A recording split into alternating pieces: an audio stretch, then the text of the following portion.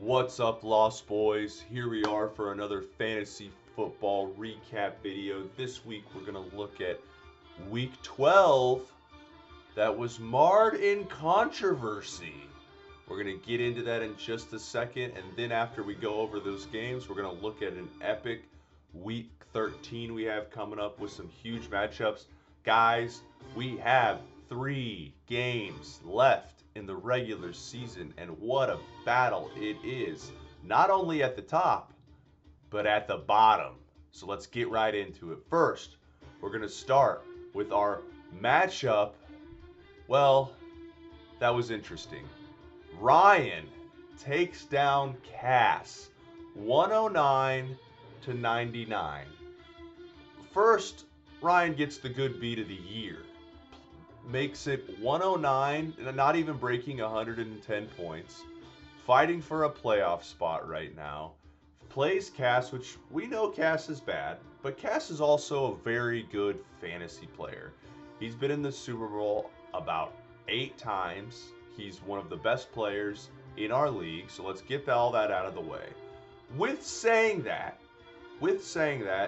Cass is having trouble putting up lineups. Decides to start Keon Coleman, who gets 0. He was declared out at least 24 hours before the game. And Cass still decides to start him.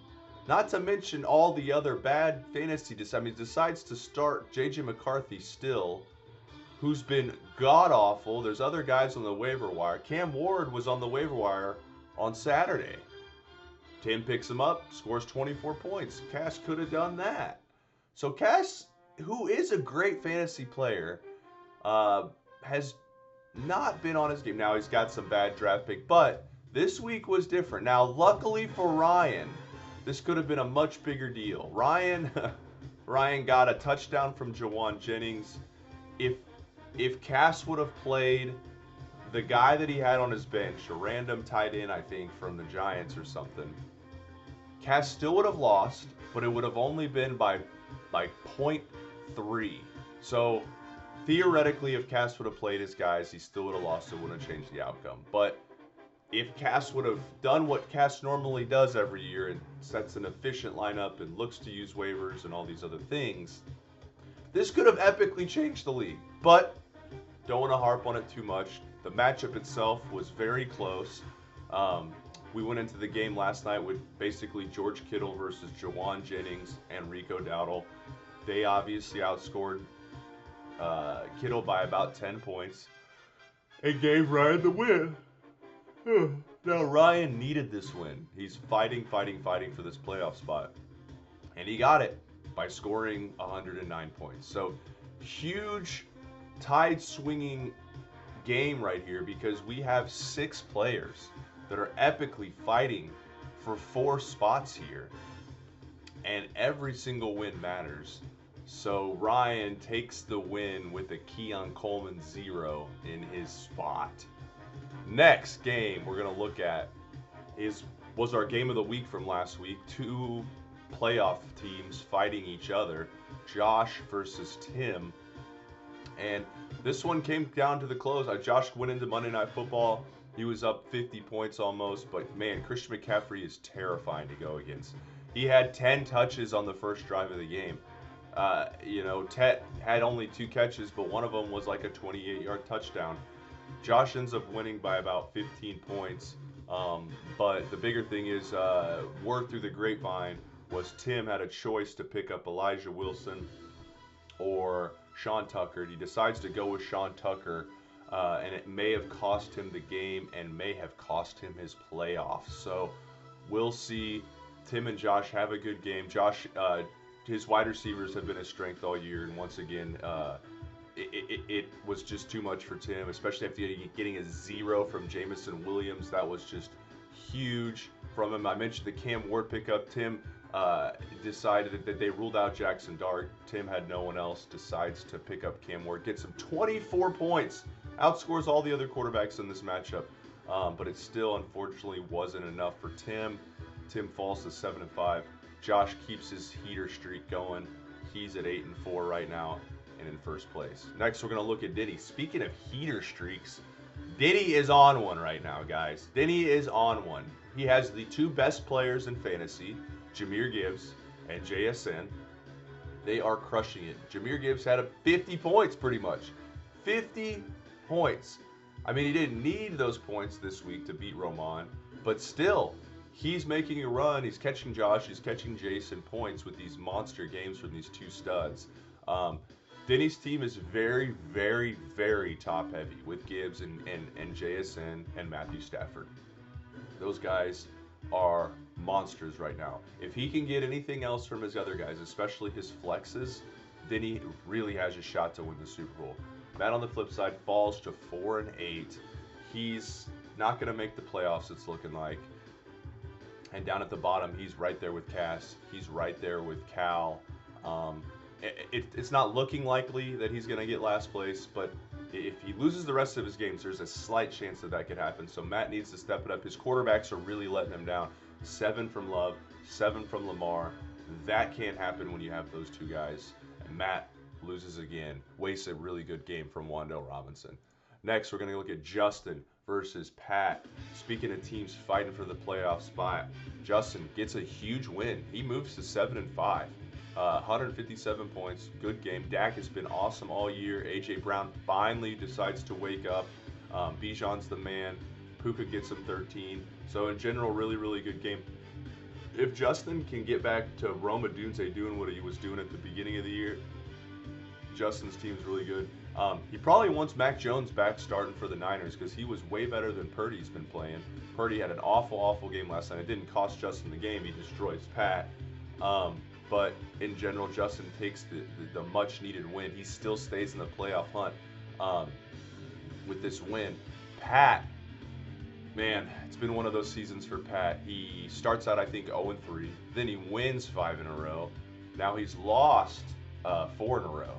So it's just like just big waves for Pat this year of misery, then success, then more misery, and this wave has kind of been brutal for him. I mean, Bucky Irving gone, Marvin Harrison Jr. gone, his first overall pick gets suspended for spitting in someone's face. I mean, all of his guys, Pat mentioned on the text chain, he didn't have any of his first 10 picks pretty much. He has Breece Hall playing, and that's about it. So rough year for Pat. He tried his best to make the playoffs, but unfortunately, I mean, he still has a chance. He could still go on an insane run, but it's looking less and less likely. And our last game of this week, Jace versus the turd man, Cal. Cal actually put up 136 points, kept the game close. When Jace started with 8 points from Josh Allen, Cal had a chance this week.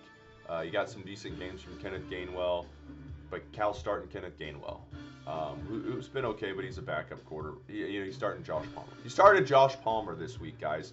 So even with good games from Ashton Jeanty, even with good games from DJ Moore, Cal's team still can't do it. Jace takes him down by about 22 points. Jalen Hurts gets him 30 points. George Pickens 25. George Pickens just a hell of a pickup. He's become the wide receiver 1 and a top 5 fantasy wide receiver. Jonathan Taylor takes a dump for Jace, his first dump of the year. Still Jace wins, so big win for Jace. Jace is just looking to get into those playoffs to give himself a chance.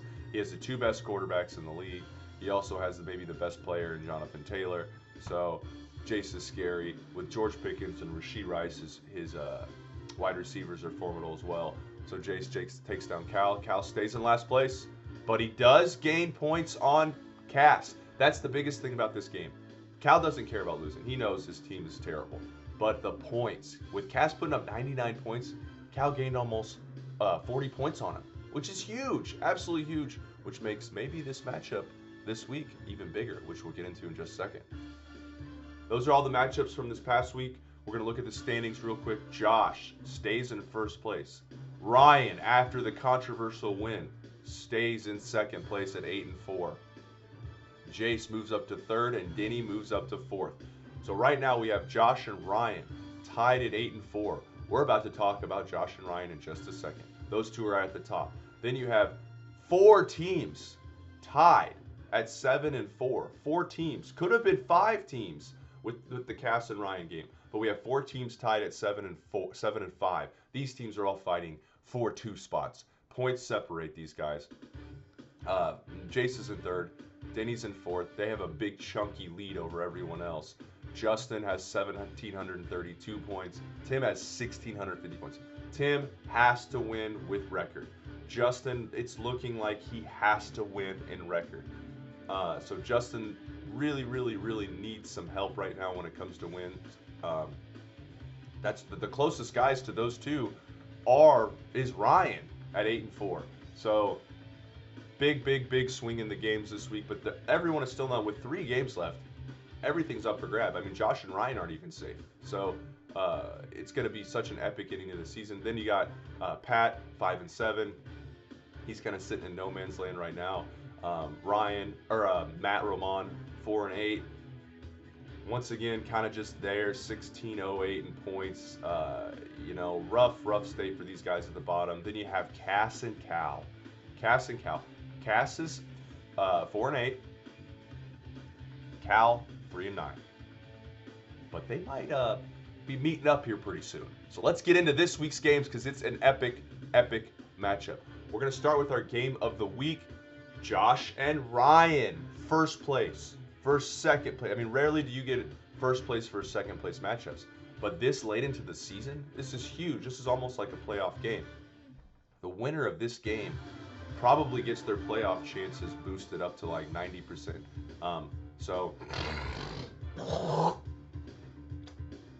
Sorry about that. The winner of this game gets a huge playoff boost, and this is going to be an epic matchup. Most of these guys, there's not really many buys this week. I don't even know if there is any buys this week, but huge matchup. Ryan, unfortunately, has been nicked up lately by some injuries. First, he had Drake London go down. Then, this week, Baker Mayfield looks like he's going to be out this week. Luckily, Ryan does have Daniel Jones as a good backup, but that might hurt Emeka Egbuka in his production. Like I said, Ryan only put up 109 points this week. He's going to need to put up a lot more than that, I think, to beat Josh this week. But teams put up a good amount of points against Josh, so this could be the week. Speaking of injuries sometimes help teams. It has helped Ryan. J.K. Dobbins goes down. Ryan's been holding R.J. Harvey all year. That could be a league-winning pickup. R.J. Harvey, if he gets the bulk of the carries from Denver, could be an absolute stud. But Ryan really needs Jake Ferguson to go back to the guy he was the first 6 weeks of the season. The good news for Ryan is Chase Brown has been looking really good lately. So that's Ryan's team this week. Josh, he's got a lot of guys going on Thanksgiving. So Thursday and Friday is going to basically tell what's going to happen in this matchup. CeeDee Lamb has been dropping balls left and right, been kind of a bust this year. But Devontae Adams has been an absolute stud. He has like 5 one-yard touchdown passes this year. And Amon-Ra is just keeps on rocking. So we'll see what happens with Josh. This is going to be a really, really close matchup. I'm going to give the slight edge to Josh. I think both quarterbacks are about even. Daniel Jones is going against Houston, who has like maybe the second best defense in the league, first or second best defense in the league.